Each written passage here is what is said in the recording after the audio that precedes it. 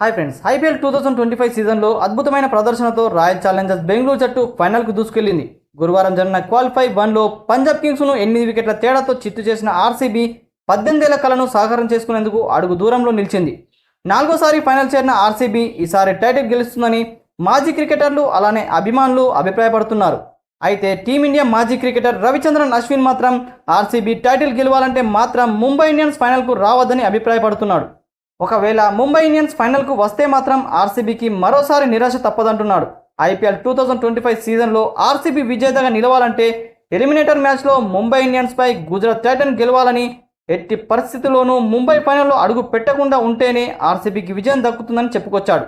అయితే ఆర్సీబీ బలంగా కనిపిస్తున్నప్పటికీ క్రికెట్లో ఏదైనా జరగవచ్చని, ఒకవేళ నేను ఆర్సీబీ ప్లేయర్ను అయితే మాత్రం గుజరాత్ టైటన్స్తో ఫైనల్ ఆడాలని కోరుకుంటానని చెప్పుకొచ్చాడు. ఇక ఈ ఏడాది ఆర్సీబీదిలే అనిపిస్తుంది. Team India star batter Virat Kohli RCB విజయాల్లో కీలక పాత్ర పోషిస్తున్నాడు.